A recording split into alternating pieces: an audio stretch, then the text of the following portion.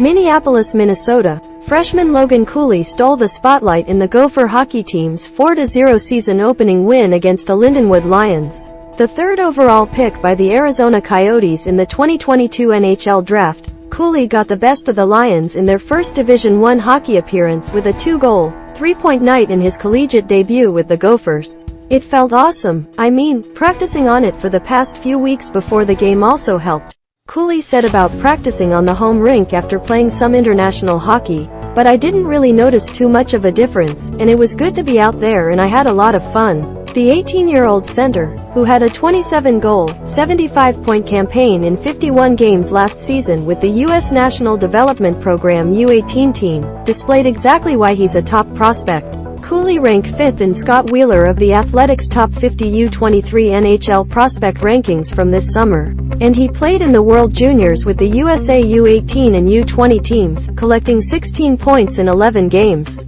"Cooley was awful good tonight, and I think he's been doing that his whole life.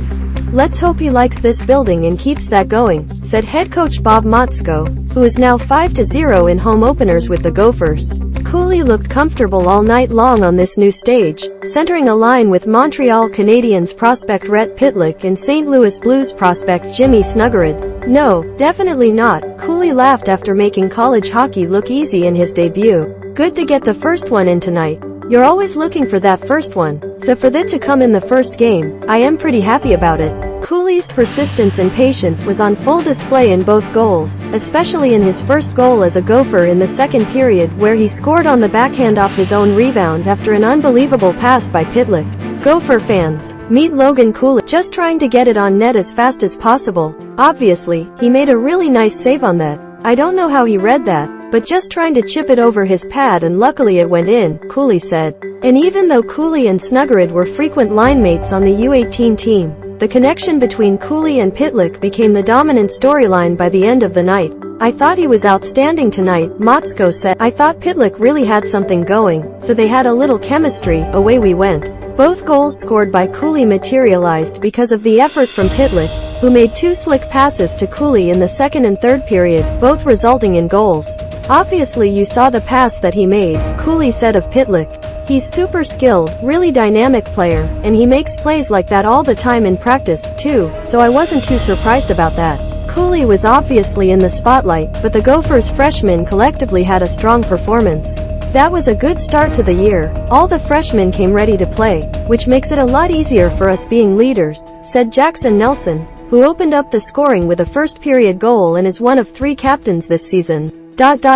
"It's a lot of fun watching them. You can learn from them even though they're freshmen. It should be a good year to watch them all year. There's a lot to like about the Gophers' season-opening performance, even though there's, of course, areas they want to improve in." Motzko said they're real pleased after Game 1 because it gives them a starting point.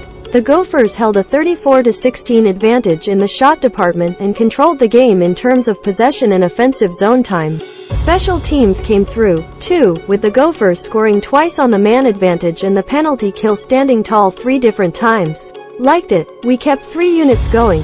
Some guys need to see some film, but overall I like some of the things we did on it," Motzko said. "It's just the starting point. It's just scratching right now.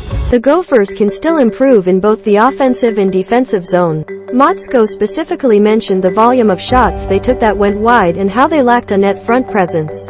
"It's something they want to look at on film because he said there weren't sacrifices taken, so Lions goaltender Trent Burnham's vision wasn't taken away. Those are things that happen early in the year that you have to get on top of and cure as a hockey team to play at an elite level, and maybe at times we're thinking too much offense tonight versus a team game," Motzko said. And Nelson said they need to clean some things up in the defensive zone. Luckily when the Gophers made defensive errors, Justin Close made the save. Close stopped all 16 shutouts in his shutout performance, picking up right where he left off after having a solid stretch last season. He looked good in there, he was calm and he controlled a few loose pucks that were around where he calmed things down, Motzko said. Toronto Maple Leafs prospect Matthew Knies, who had a team-leading 5 shots, was visible and all over the ice in the win. Knies dished the puck to Nelson in the slot for the first goal and then tipped a shot in front of the net to give the Gophers a 3-0 lead. "Physical, gets around the net and is going to make things happen," Motzko said. "It's the Knies that we became accustomed to, it's how he plays in practice. When you come every day with the same intensity and that work ethic, it just carries over, and Matt's got that. The Gophers hope to build on their promising first performance with another game against the Lions Sunday night.